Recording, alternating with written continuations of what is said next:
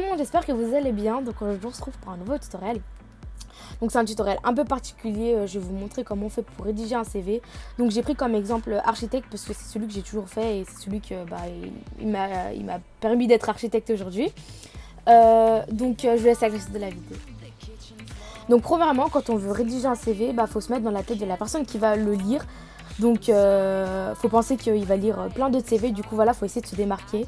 Donc la première chose qu'il faut penser, c'est la présentation visuelle. Faut toujours que ça soit espacé, que ça soit bien présenté, qu'il y ait de la couleur. Mon CV, voilà, c'est qu'un exemple. Donc après, à vous de rajouter vos touches personnelles, tout ça, vos couleurs. Voilà, c'est censé vous représenter vous. Donc vous pouvez mettre un titre. Donc là, j'ai mis architecte Wibo. Donc si vous voulez postuler helper, modo, vous marquez modérateur Wibo. Ensuite, vous mettez ici votre pseudo et votre Skype. C'est pratique comme ça. Si par exemple vous avez sélectionné, la personne ne va pas aller chercher où vous avez mis votre Skype, tout ça. Au moins, c'est direct en haut. Ensuite, je vous conseille de mettre une petite phrase d'accroche, comme ici. Donc, les phrases d'accroche, c'est simple. Vous pouvez en trouver sur Google. Vous marquez phrase d'accroche pour un CV, vous en trouvez plein. Ensuite, on commence par la présentation irréelle. Donc, je vous conseille de faire des petits tirets comme j'ai fait moi. C'est beaucoup plus mieux, c'est beaucoup plus, vous voyez bien que c'est bien espacé, on voit mieux, c'est beaucoup plus lisible que si on fait par exemple juste un texte, voilà. Donc prénom Kenza, âge 16 ans, vous marquez votre ville, vous êtes en quelle classe ou si vous n'allez pas à l'école, ce que vous faites dans la vie. Si vous faites rien, vous marquez rien.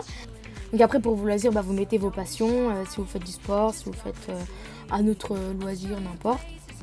Après pour vos qualités, vos défauts, donc voilà, vous marquez vos qualités. Après les défauts, faut pas trop en mettre trop, hein.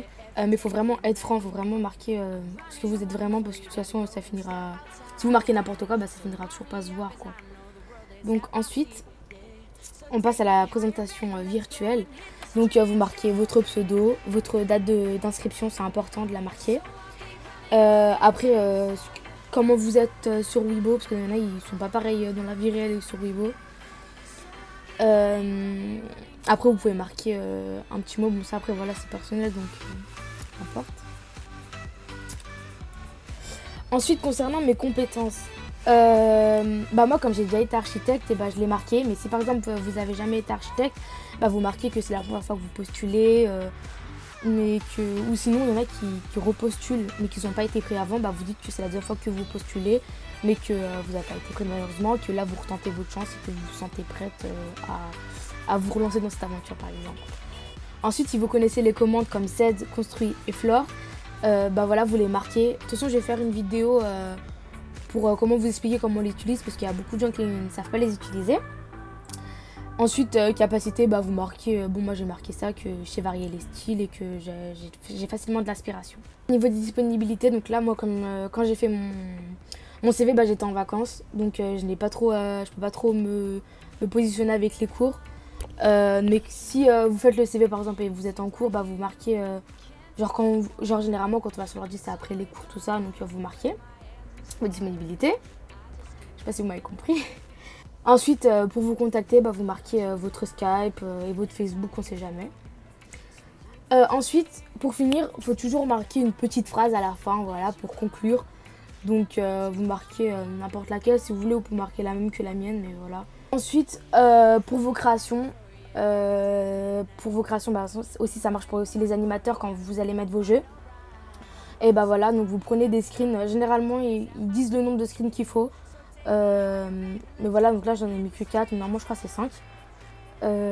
Donc voilà, donc vous mettez vos meilleurs appartements.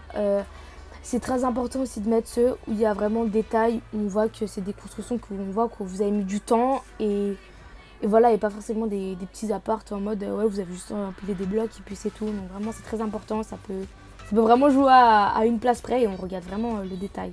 Voilà, vous avez compris. Donc là je vous présente un CV que j'avais fait quand j'ai été sélectionnée pour être architecte pour la première fois. Donc là j'avais vraiment misé sur la présentation, comme on voit j'avais vraiment mis à mon image, présentation qui vous représente et pas forcément comme ça.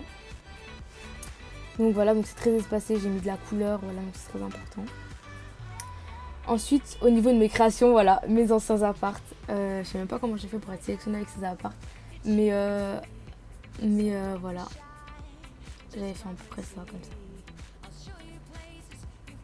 Hop, et j'avais mis une petite phrase à la fin, comme je vous avais dit. Donc là, c'est qu'un CV que je vous ai présenté. Donc c'est pour architecte, mais voilà, vous pouvez transformer ça pour les modérateurs et les helpers. C'est pas tout à fait pareil, mais voilà. Donc ça regroupe vraiment tout ce qu'il faut mettre dans un CV. Il est complet là, ce que je vous ai montré, c'est tout complet. Donc c'est pas forcément avec ça que vous allez être pris, hein. C'est aussi ça joue aussi sur le niveau, hein. C'est pas parce que vous faites un CV comme ça et que vous avez des apparts qui sont pas forcément au niveau que vous allez être pris. Donc faites bien attention à ça. J'essaie d'expliquer, hein, au maximum, hein. Enfin vous avez vu, je vous ai montré mon CV, mais vous n'êtes pas obligé de faire exactement le même que moi, hein, parce que vraiment c'est vraiment personnel. Vous devrez vraiment être le plus franc possible dans votre CV. Donc cette vidéo est maintenant terminée, donc j'espère qu'elle vous aura plu, j'espère que j'étais vraiment... j'espère que vous avez compris en gros, enfin je vous ai vraiment montré ce qu'il faut mettre pour avoir un CV complet, donc je suis vraiment pas rentrée dans les détails. Pour ceux qui le souhaitent, je mets mon CV en barre d'infos, comme ça vous pouvez l'avoir sous les yeux, vraiment voir exactement ce que j'ai mis, ça pourrait vous aider. Vous n'êtes pas obligé de copier-coller, hein, vraiment mettez-le à votre sauce. Donc si vous avez d'autres questions à propos du CV, donc n'hésitez pas à me les dire en commentaire et aussi pour des prochaines vidéos.